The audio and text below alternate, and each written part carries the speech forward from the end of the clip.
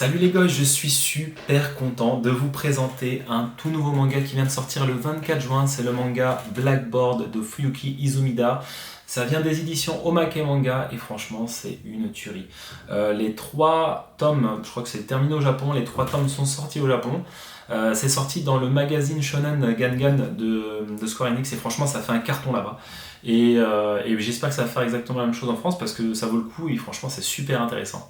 Je vous ai préparé un petit synopsis, je vous laisse le découvrir tout de suite. Let's go! L'histoire de Blackboard se déroule dans un univers où le capitalisme atteint son paroxysme. Le décor est posé dès les premières pages, car après avoir vu un personnage en tuer un autre, et à travers quelques graffitis, on apprend que la chose la plus importante dans ce système, c'est de se faire de l'argent. Peu importe s'il en a des muscles ou des diplômes, tout le monde s'en fout. Ce qu'il faut, c'est accomplir les différentes missions. En effet, le Blackboard c'est un panneau de plus d'1 kilomètre où l'on peut trouver différentes annonces. Recherche d'un chat, cambriolage d'une banque, assassinat d'un homme politique, tout y est. L'action commence directement puisque la première protagoniste, une jeune ado ayant pour surnom Tama, remarque une foule autour d'un avis de recherche.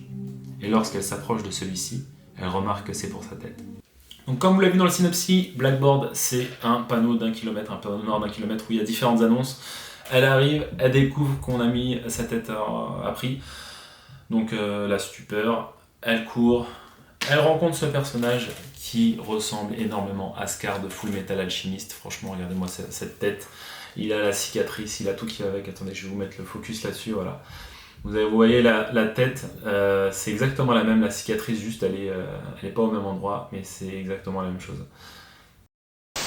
J'étais sûr que c'était toi, Kimblee, l'alchimiste écarlate. Elle rencontre ce personnage sur sa route et qui va la pourchasser et qui va l'attraper et elle va lui proposer quelque chose. Je vous dis pas pourquoi elle est pourchassée, je vous dis pas ce qu'elle lui propose, mais en tout cas ils sont amenés à travailler ensemble, je vous spoil pas, c'est sur la première page. Donc lui il est censé la protéger, malgré qu'elle sait très bien se défendre, hein. Franchement je suis étonné que c'est un premier protagoniste féminin que je trouve qui sait assez bien se défendre et qui est pas naze en fait, qui est pas dégoûtant. Bon c'est pas une flèche, mais elle a l'air de savoir bien se défendre et elle a l'air d'être plus forte que la moyenne des personnes en général dans le manga. Et franchement, ça c'est une bonne chose.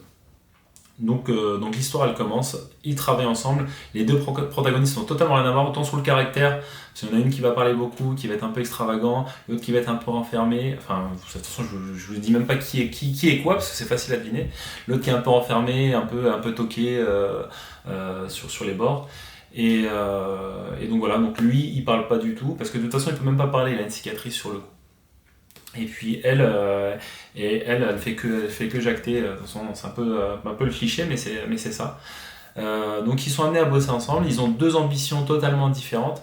Donc son ambition à elle, on la comprend tout de suite, donc dès qu'elle fait la proposition donc à Basco, au personnage qui s'appelle Basco, à pas confondre avec Brasco, le restaurant le restaurant qui a fait polémique récemment à Cergy.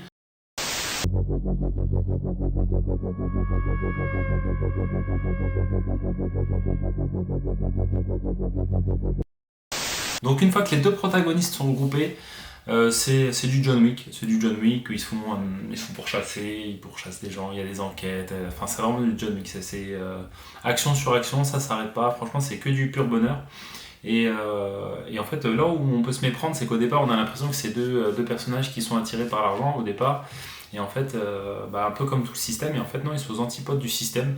C'est ces deux personnages au contraire qui ont d'autres valeurs, qui sont plus nobles et qui sont prêts à tout justement pour y aboutir.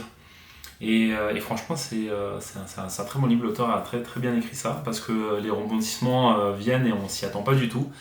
Et ça marche bien parce qu'il y a plusieurs intrigues, il y a plusieurs personnages. Il y a d'ailleurs un personnage, ça va vous rappeler le méchant dans Mentalist, qui après avoir fait ses victimes, c'est un petit signe, je sais plus ce que c'était exactement, un petit signe sur le mur. Aussi, malgré que ce soit un seinen, et qu'il y a des phases, franchement, c'est limite, hein, c'est pas fait pour des adolescents. Donc si vous êtes une maman et que vous passez par là et que votre fils de moins de 12 ans, je pense qu'on va dire 12 ans, hein, vous demande d'acheter ce genre de livre, franchement je vous déconseille parce qu'il y a des pages quand même qui sont pas faites pour des enfants. Donc moi franchement je pense que c'est un seinen et c'est mérité. Et puis, mais par contre il y a pas mal d'humour en fait, il y a pas mal de touches d'humour. Lui comme il parle pas et que du coup elle est un peu provocatrice, Du coup, il y a un petit jeu qui se crée entre eux. Un peu comme dans le film Léon, je sais pas si... bon après, ça n'a rien à voir, hein, c'est pas les mêmes personnages, mais je trouve que lui, il a un peu le même caractère que Léon dans le film. Et elle, de la fille, en fait, enfin la petite fille qui vient, qui est provocatrice, qui est un peu relou. Et lui, le mec sage, qui sait ce qu'il fait, c'est un professionnel, tu vois. Donc franchement, ça prend un peu tout ça. Après, je pense pas que l'auteur ait vu Léon, un truc comme ça, mais ça se reproche beaucoup. C'est un peu les mêmes, c'est un peu les mêmes codes, c'est un peu les mêmes bases. Et ça marche bien, enfin la recette fonctionne. Moi j'ai quand même 2 points négatifs à noter sur le manga. Le premier c'est les dessins. Je trouve que ça manque de détails. À certains moments on a envie d'avoir un peu plus d'infos sur le monde, puis surtout sur l'environnement. Souvent c'est des dessins où il n'y a que les personnages et on a envie d'avoir un peu plus d'arrière-plan, de paysages. Et là c'est pas trop le cas. Mais bon, franchement, c'est pas très gênant. Hein. Et le deuxième point, après, je pense pas que ce sera. Enfin, peut-être que ce sera pas un point négatif pour nous, mais moi, c'est la sexualisation des adolescents. On sait pas c'est quoi son âge, mais bon, je pense qu'au Japon, après, c'est vraiment un truc qui se fait beaucoup. On sexualise beaucoup les ados ou les petites fillettes. Et parfois, c'est assez gênant parce qu'on sait pas quel âge elle a, c'est pas trop son âge, donc du coup, c'est assez problématique. Et voilà les guys, je vous remercie d'avoir regardé cette vidéo. N'hésitez pas à me laisser un commentaire sur l'espace commentaire parce que franchement, moi j'ai kiffé. Si vous n'avez pas aimé, dites-moi c'est pourquoi vous l'avez pas aimé parce que moi ça peut m'intéresser. Si vous avez kiffé, dites-le moi aussi pourquoi parce que peut-être que ça peut un peu être différent des raisons pourquoi moi je l'ai aimé. Et puis voilà. Et puis si vous voulez utiliser l'espace commentaire comme du Blackboard, n'hésitez pas. Peut-être que l'un d'entre nous va répondre à votre annonce et réaliser votre souhait. Moi, j'ai ma petite annonce de mon côté, c'est de vous spoiler la fin du livre.